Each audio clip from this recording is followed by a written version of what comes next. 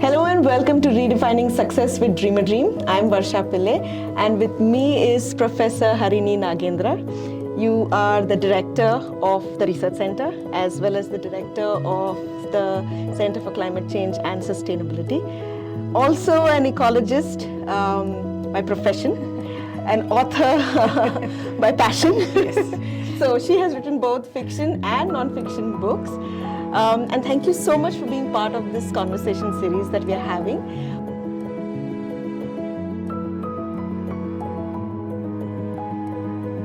What we're basically doing is curating a set of conversations with different stakeholders about the definition of success. So thank you so much for joining us on that. My pleasure, Varsha. We've been planning to do this for a long time and I'm delighted it worked out. Great, thank you so much. So first I'll actually start off with your whole journey as an ecologist, of course. But I'm going to take a slightly different track, okay? What was it in the education system that you think helped you achieve and become an ecologist, and what was it that you think could have been done better? Okay, this is very nice. No one's asked me this before. So I came into ecology as complete serendipity because my undergraduate degree was in microbiology, chemistry, zoology, nothing to do with ecology.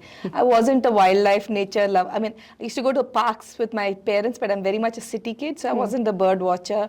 I came into the Indian Institute of Science for an integrated PhD, which is largely molecular biology of some sort, with a little bit of exposure to ecology. Okay.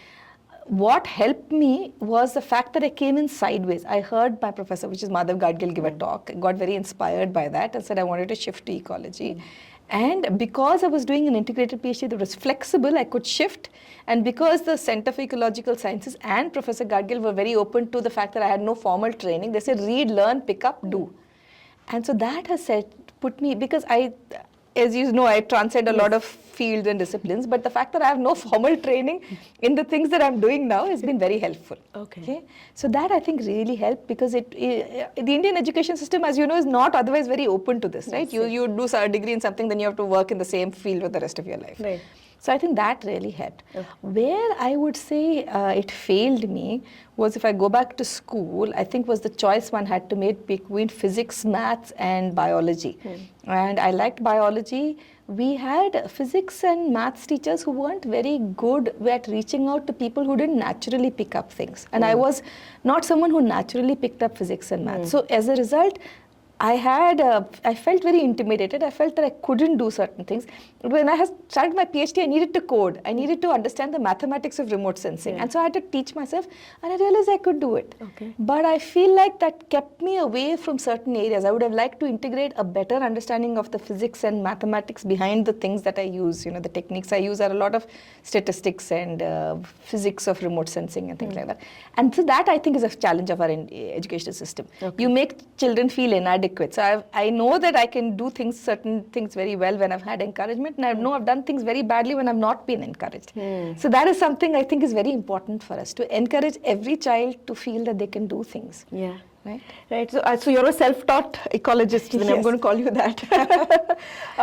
And this sort of learning on the field also reflects in your own stories, especially your fiction, where you have such strong women characters. Right. And in many ways, they mirror your own life, right? Because you've had very strong women backing your own journey as well.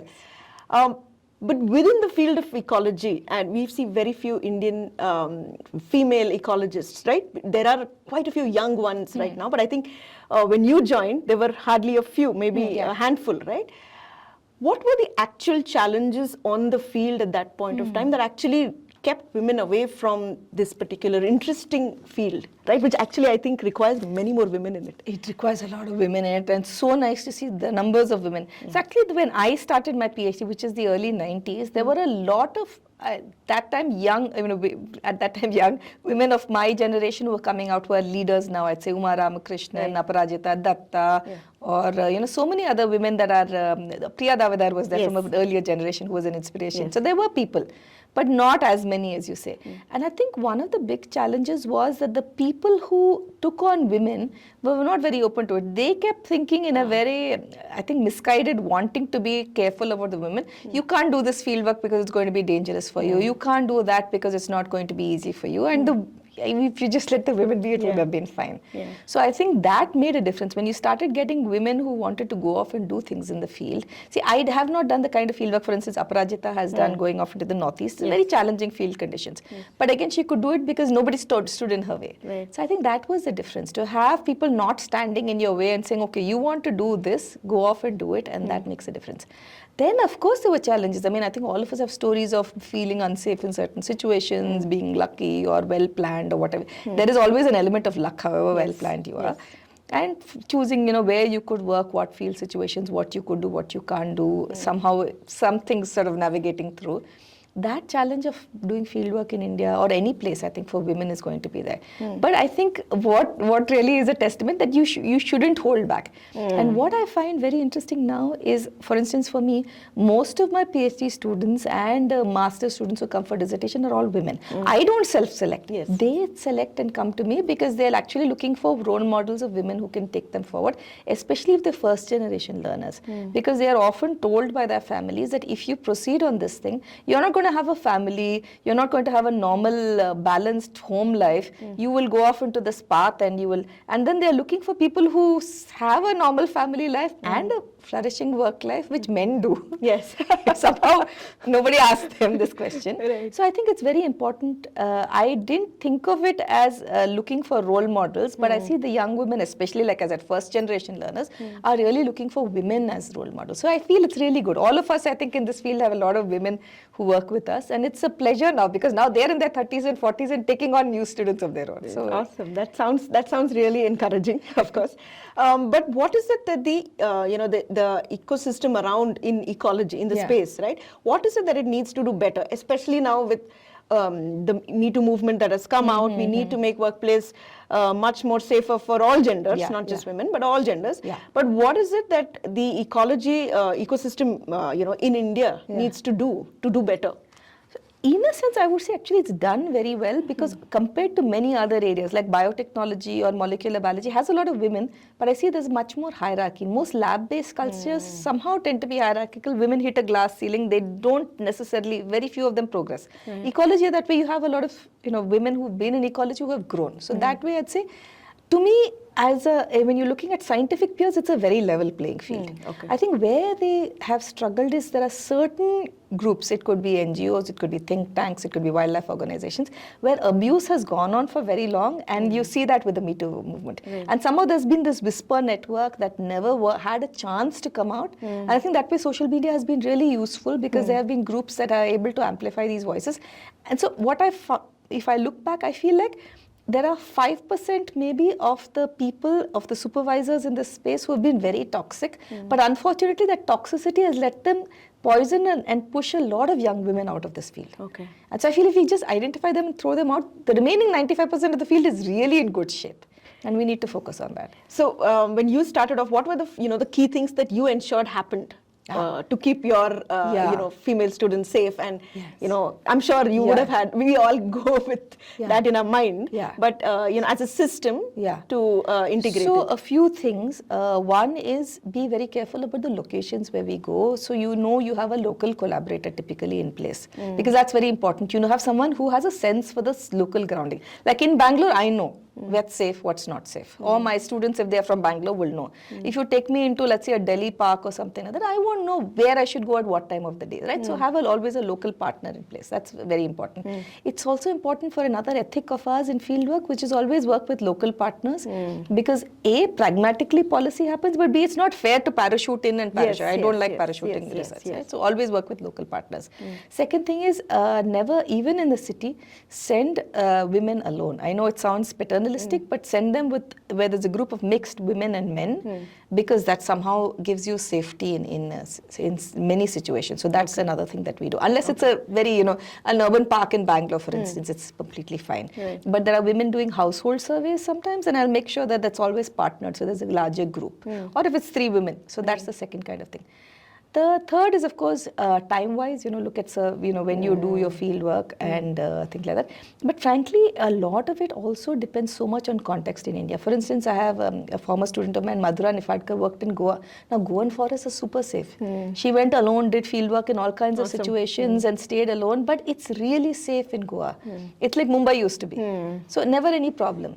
Another PhD student of mine, Somajita, was working in Delhi parks. Okay. And in Lodi Gardens, in the middle of the day on the weekend, she would take her husband and child to help her do household service with groups of people, because it would just give her that sense of security. Sense of security. Yeah. And I didn't realize why till I went with her, and then you could see why. Yeah. Right. So it's not rural versus urban. Nothing like that. So it's context. But even then, accidents could happen. For instance, again, just to give you an example. So Hita and another. Hita was a PhD student of mine. She and another young woman colleague were doing this survey of looking at wells in the heart of the city. And they were looking for old wells on a map. We're trying to trace where the wells were. And somebody almost pulled them into construction site which had barricades saying, yeah, madam, it's here. And maybe they had no intentions inside. But the thing is, they walked in and they were surrounded by this horde of people behind barricades. And in a second, they were away from safety, which is on a busy road, to this place when anything could happen. And suddenly they kept their wits about them and said, we'll just go out and check the thing and we'll be back in a second. And they disappeared from there. You don't know. So things like that happen. Or a security guard, most security guards are very helpful. So I'm not to But once in a while, somebody was trying to, another student was trying, Madhugita was trying to take a photo of a plant, and a security guard thought she was taking a photo of him. So he took a photo of her and threatened to put it on social media and morph it. So we freaked out a bit, and we had to figure out how, call the apartment, figure out what was going on. So things happen even in, all I'm trying, we can plan, but things happen even in cities. So it's also luck to some extent. But it's great that you've already set certain ground rules for everyone to follow so that it is safe for everyone. Going back to the sense of getting more young people into spaces like this, also ensuring STEM and the kind of encouragement that young people need in school, right? Especially for young people coming from disadvantaged backgrounds with first generation learners, as you said. What is it that the system needs to do better so that we don't see a lot of young people coming from disadvantaged backgrounds leaving this field altogether? I think the biggest thing we do is to make them feel inadequate or feel stupid just because they haven't had access to education. And that's teachers and their barriers, because it's very easy for teachers when you're teaching a class of 50, 60 people to focus on the 10 brightest and say, they've got it, why can't you get it? Yeah. And so we need to work in the time for this extra support for these children. Right. So, and that becomes hard for a teacher though. If you have 60 students and you're teaching constantly, where are you going to find this time? So somehow in the structure of standard educational systems, we need to find some ways to pick some of the kids who are struggling and give them a little extra help. I think that extra help we have to figure out how to do. But it's also an attitude. There's a real attitude, having been on both sides of the thing now, of making children feel inadequate. And I think if you come in with the belief, or to do training for teachers to tell them that, this is a clear thing we've seen. All children are capable of anything. Yes. Right? And each will have their own strengths. You just have to find a way to connect with them. If you start with that premise, then every child is naturally confident. It's we who beat it out of them. The fear is set by us. By us. Yeah, exactly. Okay, great. So these conversations that we're having is essentially about, since we've been working for the last 20 years within the space of life skills, we've realized that even as we equip young people with life skills, it's often it's a broken system, right? The broken system actually impacts young people. Because even young people coming from disadvantaged backgrounds are now defining their success to the way the privileged class used to define success, which is material wealth, ranks, all of marks, all of that, right? So what would you say would be a definition of success that is for everyone, that works for everyone? I think, can you learn and keep learning lifelong? You have that sense of joy and discovery. Now, I know you can't measure that, but this is what I've seen. Looking at so many young people and seeing their trajectories, life is a lifelong, it's a journey of discovery. Okay, so two things. How can they keep the fun of learning alive?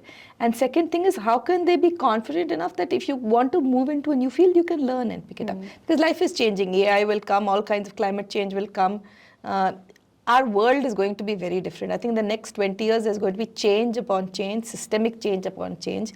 And clearly the old ways of teaching are not going to work. If we teach them to innovate, adapt, be confident, be curious, and take what life throws at them, we're okay. If we don't do that, we're in trouble. So I think those two things, the joy of discovery and the confidence that you can learn something new. I mean, gone is the old times, right? When you joined a company and you stayed there for life or something like that. Yeah. That's not going to work. So, right. So is that your own personal definition of success for yourself? I think so, yeah. Having fun with what I do and not redefining the 30 years from now I'll be doing this. Just sort of seeing where things take me. Okay. So final two questions, since I'm a fan of your books, your fiction series, and I just like consume them the minute they're out. But was there, I see a lot of reflection and mirroring of your own life in her, a strong woman, and she takes her own path and all of that. I can't wait to see what is next. But how much of unlearning of the ecologist in you had to do so that it became the kind of book that everybody could, read? Again, a lovely question, Varsha. So when I first did my first drafts of the Bangalore Detective Club, I had a lot of ecology of the city. Yeah? This is how the cantonment was. This is how Kaveri's garden is. And a lot of the other passion I have is old recipes and old food. And I'm very interested in culture of food, which is not something I've studied, but I'm just interested in it. And so they had, my editors told me there's a little too much food love and a little too much ecology love. Can you cut this? So that was something I definitely had to do. Everywhere there were 3 pages, I cut it down to a paragraph. Oh, okay. And it felt like I was tearing my heart out in the first draft because I said, I want to show people this. Yeah. But I've kept that material and I've now realized if I'm writing a series, I can bring back another paragraph somewhere and another paragraph somewhere. Yeah. So that's the unlearning I had to do. The second thing is when you write ecology or science, especially for the public, you have a very crisp narrative. You have one thread that you're taking through and it's a story. In crime and mystery, if you do that, people get bored. So you have to weave in multiple threads, make it complex, make it a little more poetic and not linear. Yeah. And so that's the difference. I had to switch off my non-fiction brain. So when I write my fiction, I usually do it first thing in the morning before I finish my work day or on the weekends when I'm not doing any writing. Okay. So any of my academic writing. I can't do it in the middle of a work day or after a work day because my brain has completely changed. It's in the science mode of writing. So right. Okay. So finally, if there's anything that you would want to sort of share, a piece of advice maybe, to anybody who wants to, tread the same kind of pathway that you have, right? As an ecologist, not as an author, but as an ecologist, what is it that you would like to say to them? I'll say what my daughter's 15. So one thing I've been saying to her a lot, because she's interested in maths, she's interested in physics, she wants to do something unconventional, is back yourself. I think that's the one thing, especially for women and first generation learners. I think they're not told that enough. I think we have to back ourselves. So many people told me when I was shifting each of these things that you can't do this. When I shifted from molecular biology to ecology, when I shifted from ecology to adding more social science, when I shifted from forest to cities, when I moved to a non-conventional university like Azim Premji University, when I shifted to writing my fiction. You can't do this. This is not something you'll succeed in. You should pick your battles. Oh, you're very, the veiled insult is you're very brave to be thinking of doing something like this.